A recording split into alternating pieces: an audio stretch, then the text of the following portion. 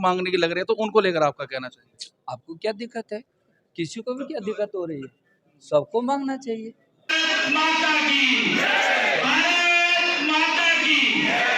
वो पार्टी अखबारों को बंद कर सकती है, वो पार्टी सत्ता में ये सारे काम कर सकती है, तो विपक्ष में ये काम उनके लिए भारी कहाँ है?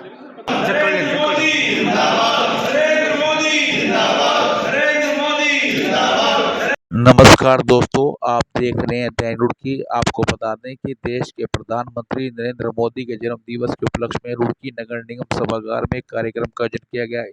इस कार्यक्रम के मुख्य अतिथि हरिद्वार सांसद डॉक्टर रमेश पोखरियाल निशंक रहे। साथ ही आपको बता दें, इस कार्यक्रम के विशिष्ट अतिथि उत्तराखंड के पूर्व विधायक मदन कौशिक रहे। आइए जानते क्या कहा। आज दुनिया के सबसे लोकप्रिय नेता और भारत के प्रधानमंत्री नरेंद्र मोदी जी का जन्मदिन है।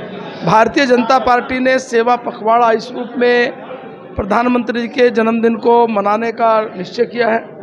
आज पूरे भारतवर्ष में और हमारे राज्य में भी प्रधानमंत्री जी के जन्मदिन के अवसर पर ब्लड डोनेशन कैंप, जगह जगह यज्ञ, प्रधानमंत्री जी की दीर्घायु कामना, प्रधानमंत्री जी का जो उद्बोधन होगा उस उद्बोधन को सीधा यहाँ जो हमारा ओबीसी मोर्चा उसके द्वारा लाइव सुना जाएगा और ये कार्यक्रम भी पूरे प्रदेश भर में हो रहा है। तो इस प्रकार से आज प्रधानमंत्री जी के जन्मदिन के अवसर पर सभी को बधाई, शुभकामनाएं। प्रधानमंत्री जी दीर्घायु हों, वो देश का नेतृत्व करते हुए भारत को निरंतर उन्नति प्रगति के मार्ग पर आगे बढ़ाएं। जिस प्रकार भारत दुनिया में आज एक शक्तिशाली राष्ट्र के रूप में आगे बढ़ रहा है, उनके नेतृत्व में और आगे इसी रूप में बढ़े। देखिए, जो पार्टी देश के ऊपर इमरजेंसी लगा सकती है, जो पार्टी समाचार पत्रों को प्रतिबंधित कर सकती है, जो पार्टी देश के प्रमुख संपादकों को अरेस्ट कर सकती है, जो पार्टी अखबारों को बंद कर सकती है, वो पार्टी सत्ता में ये सारे काम कर सकती है, तो विपक्ष में ये काम उनके लिए भारी कहाँ है? क्या पूरा देश नहीं, पूरा विश्व आज बहुत हर्षित भी है और लोगों में उमंग और उल्लास और उत्साह भी है कि विश्व के सबसे लोकप्रिय और सबसे ताकतवर भारत के यशस्वी प्रधानमंत्री नरेंद्र मोदी जी का जन्मदिन है।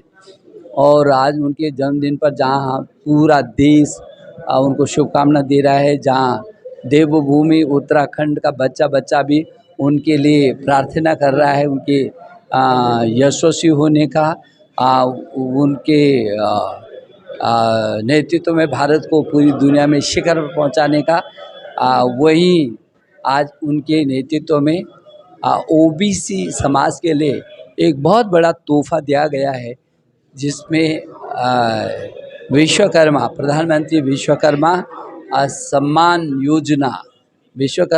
योजना का शुभारंभ हो रहा है। 13,000 करोड़ रुपए का प्राविधान है और इसमें 140 जातियों को सीधा सीधा लाभ मिलेगा। हर हाथ में कौशल होगा, हर हाथ में कुछ न कुछ ऐसा हुनर होगा कि वो आत्मनिर्भर भारत का सपना पूरा हो सकेगा। और इसीलिए आज यहाँ पर ओबीसी मोर्चा के द्वारा ये आयोजन किया गया, पूरे देश के अंदर हो रहा है और पूरे देश में उमंग और उत्साह है।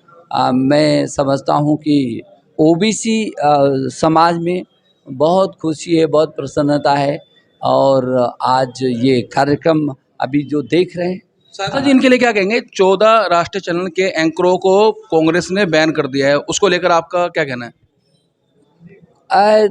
लोकतंत्र पर तो कभी उनका भरोसा ही नहीं रहा है। वो चाहे जितना भी बोले, लेकिन इमरजेंसी इस बात का प्रमाण है कि उनका कभी लोकतंत्र पर भरोसा नहीं रहा है। इसलिए मीडिया को भी वो उसी तरीके से देखते हैं, जो भी उनको लगता है कि उनकी मंशा के अनुसार नहीं बोलते हैं, वो उनके साथ विरोधी होते हैं। मैं समझता हूँ इस लोकतंत्र में ऐसा होता है क्या? सांसद जी, हरिद्वार लोकसभा सीट की अगर बात की जाए तो यहाँ से भारतीय जनता पार्टी कई ऐसे कैंडिडेट हैं जो मतलब कि कई ऐसे कार्यकर्ता है, पदाधिकारी हैं, टिकट मांगने की लग रहे हैं, तो उनको लेकर आपका कहना चाहिए? आपको क्या दिक्कत है? किसी को भी क्या दिक्कत हो रही है? सबको मांगना चाहिए। अरे ईश्वरानंद हो, संजय गुप्ता जी कह रहा हूँ, पूरे लोगों को मांगना चाहिए ना। आप कुछ ही नाम क्यों ले रहे हैं? सब जो 18 वर्ष से जिसको हक है वोट देने का, जो भारतीय जनता पार्टी का सदस्य है, सब ले सकते हैं। जिले के अंदर जल भराव की समस्या काफी दिक्कत पैदा कर रही है, उसको लेकर समाधान कर रहे हैं, उसका समाधान कर रहे हैं और लगातार समाधान कर रहे हैं। श्री नरेंद्र मोदी जी का जन्म दिवस है आज, और विश्वकर्मा दिवस की भी मैं सभी को शुभकामनाएं और बधाई देता हूं।